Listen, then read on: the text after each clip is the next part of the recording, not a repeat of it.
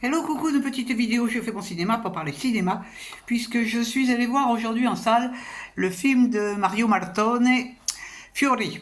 Alors je vous débriefe très vite fait l'histoire. On va assister, ça se passe dans les années 80 à Rome, où une femme écrivain, Goliarda Sapienza, qui est un très grand écrivain italien, n'arrive pas à trouver d'éditeur pour son dernier livre et elle est complètement paumée.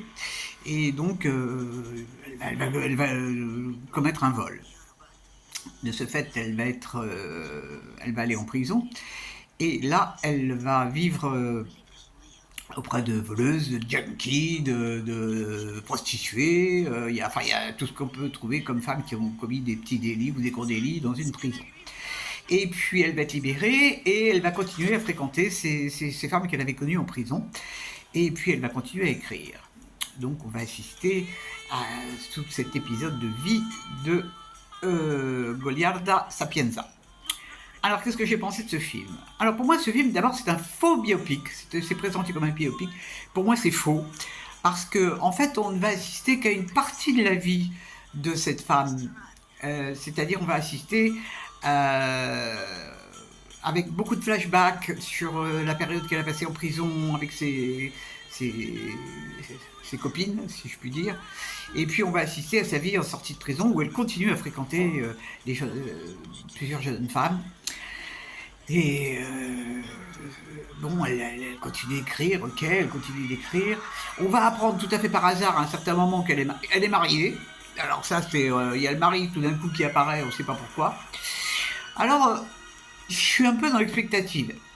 Parce qu'il y a un côté du film que j'ai beaucoup apprécié, parce que d'abord, il y a Valeria Golino qui est extraordinaire. C'est vraiment une actrice superbe. Les autres actrices aussi sont très bonnes. Donc ça donne des scènes très...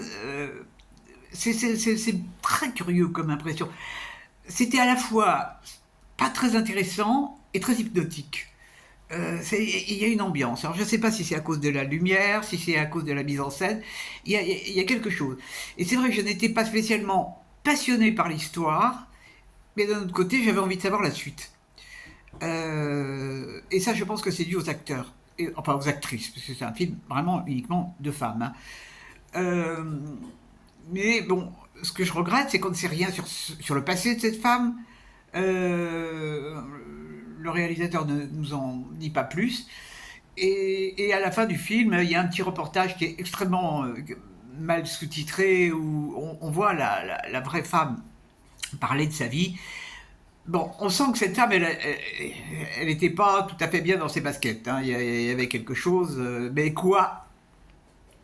Moi, je n'ai pas réussi à trouver qu'est-ce qui n'allait pas dans sa vie et pourquoi elle était comme ça, pourquoi elle avait une attirance particulière pour les gens qui étaient un peu hors la loi. Alors, Fury, ça veut dire dehors.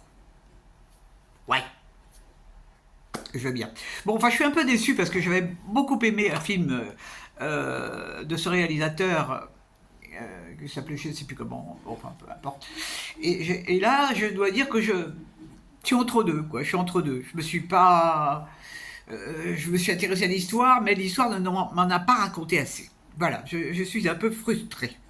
Voilà, en fait c'est ça. Je suis frustré par ce film et bon, ça me donne envie de voir un peu, d'aller plus loin dans la recherche de la vie de cette femme.